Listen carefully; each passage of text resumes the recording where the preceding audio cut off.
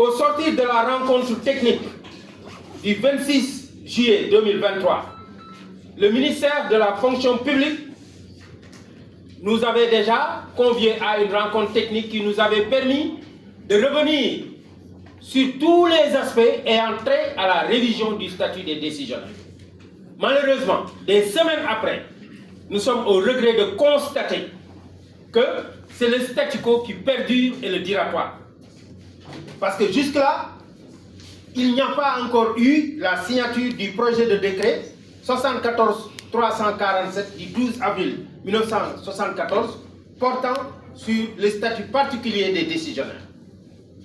Et il est également regrettable de constater qu'il y a un immobilisme par rapport à la mise en œuvre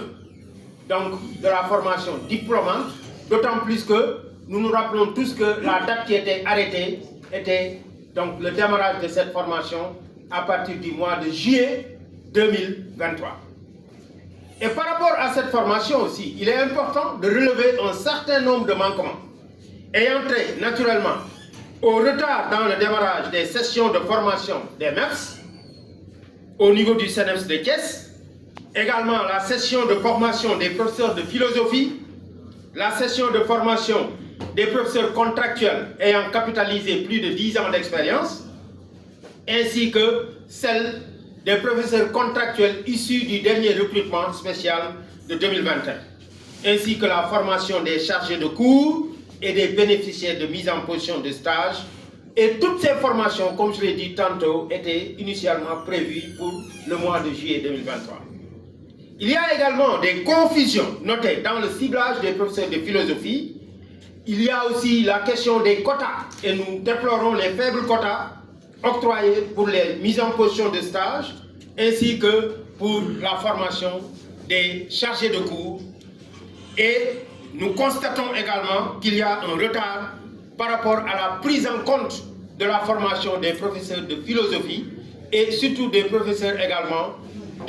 d'économie, dont la formation devrait se faire au niveau de l'ENSET. Et enfin, nous déplorons également le retard dans la mise en œuvre donc, de ce qu'on appelle le reversement des METP dans le code des PCM, de la formation professionnelle et technique. Nous condamnons par ailleurs la résurgence des lenteurs administratives et de ce fait, nous profitons de cette tribune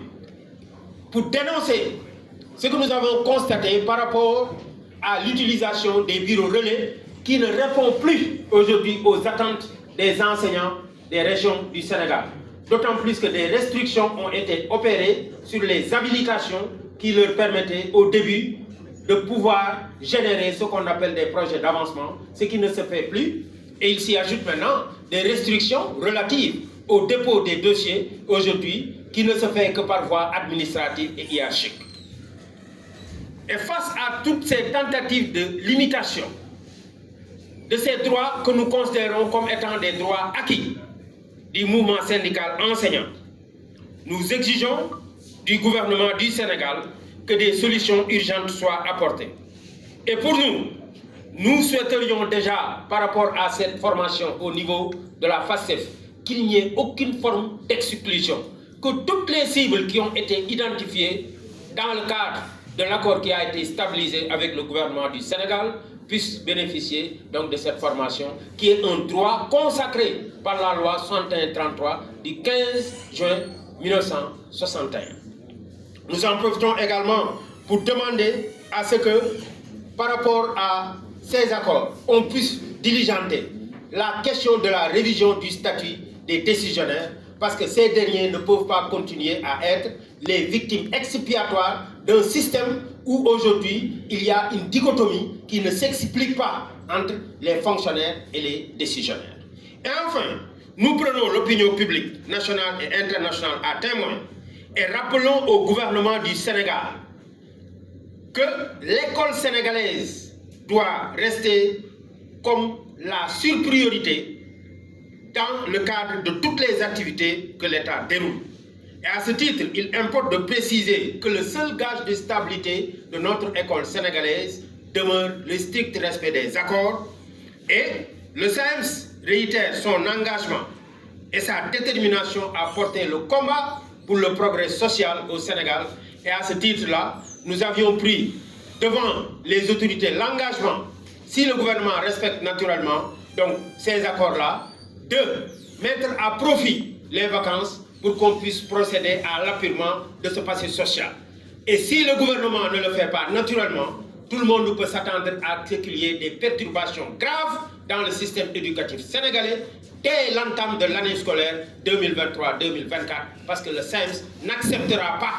qu'on puisse encore alourdir le passif social, alors que notre mission est de lutter pour le progrès social dans notre pays. Donc, à bon entendeur, salut.